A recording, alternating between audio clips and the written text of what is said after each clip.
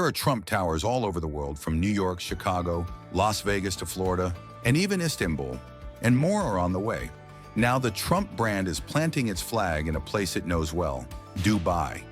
This new tower marks Trump's 8th branded project in the Middle East, and the timing is hard to ignore.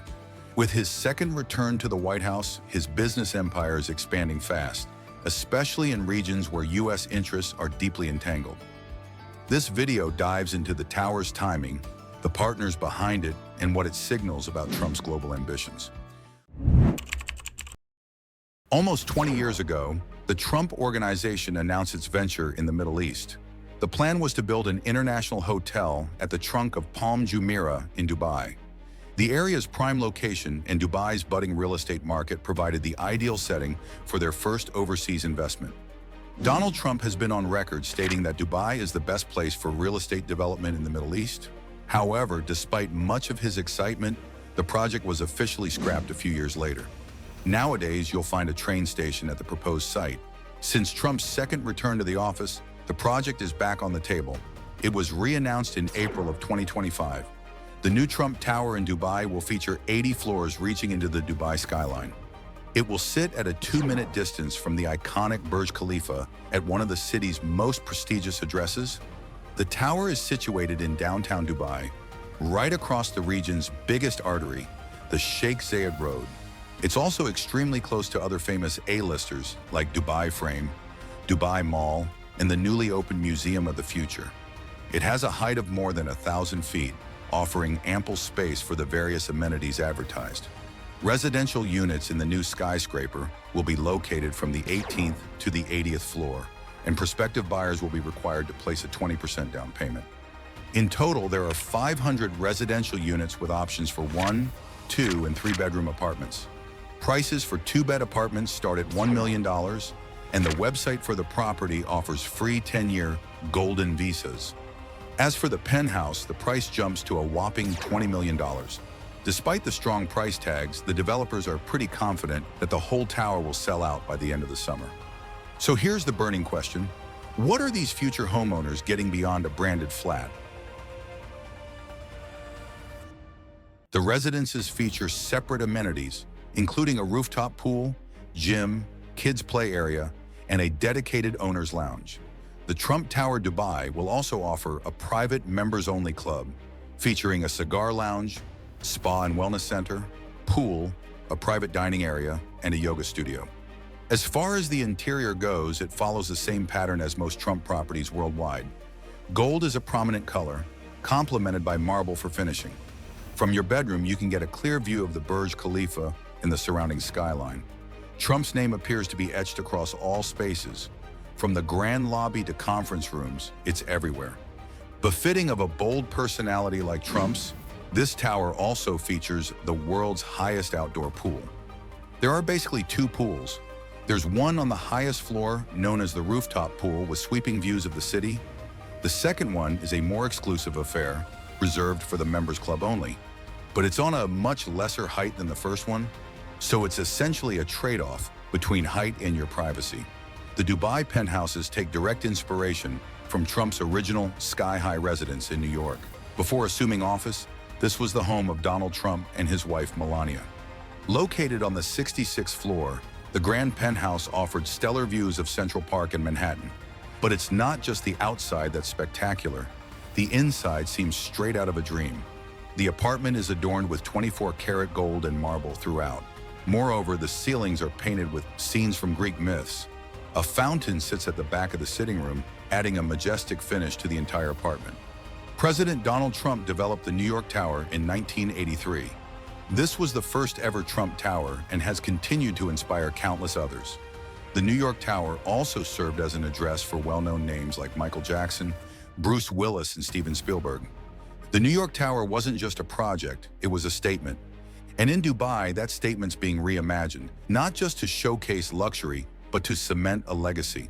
But here's what makes this version different. Trump's not building it alone.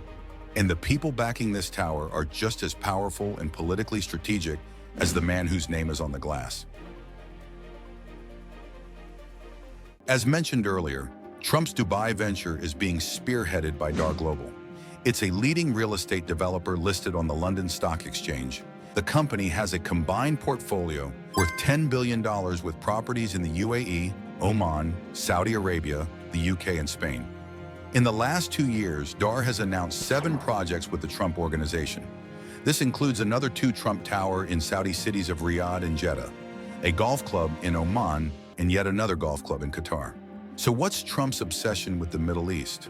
For starters, the Arabs have quite an appetite for large, ambitious projects. They also don't shy away from dreaming big and spending ridiculous amounts of money on realizing it. Let's start with one of the most ambitious projects the Middle East has ever proposed, NEOM. Initially priced at $500 billion, the cost has now ballooned to a staggering $8.8 trillion.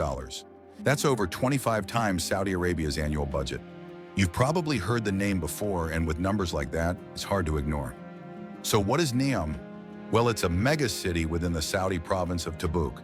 It will have 10 distinct zones each with a different purpose. For example, there will be an extremely thin, vertical city, an island resort, a ski destination with an artificial lake, so you can easily see where this is going. Saudi Arabia also wants to rival the UAE by building the world's tallest building. This will be the Jeddah Tower, and it's still in the planning stages. The Emirates is also not backing up and has generated their own wish list. Starting from 2027, UAE is launching their very own gaming resort. Known as the Win Al Marjan Island, it's a man-made island completely dedicated to gaming and casino. The bill is going to be upwards of $5 billion. In a world that's transitioning towards clean energy sources, the Gulf countries risk falling behind. That's why they are heavily investing in areas like tourism, real estate, and even AI. Clearly, the Trump brand isn't just expanding, it's embedding itself deeper into a region that's pouring trillions into reinvention. But this raises a bigger question. Why is Trump so strategically aligned with the Middle East in the first place? To understand that, we need to rewind to oil deals, political optics, and a business relationship that's been building for decades. The US and Middle East have a long history of diplomacy, their converging point being oil. Even though oil was first discovered in the late 1930s, it took years before they started shipping it in huge commercial quantities. This was mostly because of the lack of deep oil drilling equipment. When Trump bagged the presidency in 2017, a new dimension was added to the US Gulf relationship. Usually, newly elected presidents typically visit one of the country's closest allies during their first major trip abroad. Since World War II, most presidents have traveled to Mexico, Canada, or the United Kingdom. Not Trump. In 2017, when he was crowned the president, his first official visit was to the Kingdom of Saudi Arabia. Ever since his first term, Trump's personal business deals with the Middle East have tripled. When he resumed presidency for the second time, he chose Saudi Arabia once again for his first official visit. Since then, it has been one project after the other for Trump. Although many of these deals materialized after his time out of office, his business's expansion in the region appears to have been supercharged after his electoral win. The launch of several projects in such a short period has raised ethical concerns. The President of the United States is one of the most important jobs in the world. Any elected president is supposed to keep the interests of his people as his foremost priority. Trump's official position is that his assets are managed by his 2 children, and his business dealings are walled off from the office of the presidency. But for a president with mounting business ties in the region, the line between personal gain and public duty is getting harder to define. And the timing of these deals, often clustered around key political moments, has only added fuel to the fire. So what exactly is Trump building in the Middle East? What's still on the way and what hasn't gone to plan? In this next section, we'll break down the full list, including the high-profile projects that were quietly scrapped. Starting strong with the 2 Trump Towers being made in Jeddah and Riyadh. The Jeddah Tower is located along the Red Sea, offering a seafront residence to interested buyers. Located on the Jeddah Corniche, the tower offers easy access to the marina, Formula One racetrack, and iconic landmarks. Like the Dubai Tower, it offers 1 to 3 bedroom apartments and a luxurious penthouse. It's going to have 47 floors, a little modest in comparison, but would still make it one of the tallest buildings in Jeddah Corniche.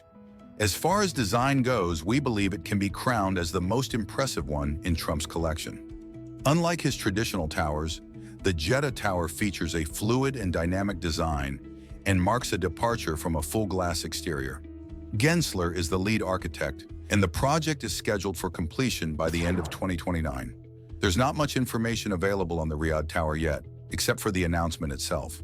For a change of subject, let's take a look at Qatar. This is the chosen site for Trump's $3 billion golf course. The project features an 18-hole golf course and a series of Trump-branded villas to be built north of Doha. It's part of a larger resort community offering exclusive access to a theme park, yacht marina, beach club, and dining.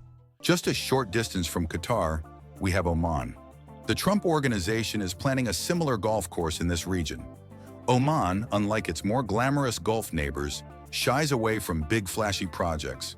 There's a strong urge here to protect local heritage and buildings. But with this new development, things are about to take a new turn. The whole project is situated on 100-meter-high hills. In addition to the 18-hole golf course, there will be a 5-star luxury hotel complex featuring hanging suites, furnished villas, and serviced apartments. What's not to like? Clearly, the Trump Organization isn't slowing down. But not every headline project has gone the distance. Some of the most ambitious Trump developments were quietly shelved, delayed, or pulled from the spotlight altogether. In 2012, Trump signed what proved to be the worst deal of his career. The plan was to build a Trump-branded tower in Azerbaijan's capital, Baku. The deal was signed with Baku 21st Century, a company owned by Anar Mammadov. The Mammadov family's corrupt links, coupled with payment issues, were the deal breaker. At one point, Donald Trump was also intent on building a Moscow tower. He also considered offering a $50 million penthouse to Vladimir Putin as a gift. However, after becoming the U.S. president, pursuing a project in their rival state became a risky endeavor. Hence, the project was later abandoned. Which Trump tower is your favorite and why? Let us know in the comments. If you liked the video, drop a like and subscribe to Skybuilds. We will catch you in the next video.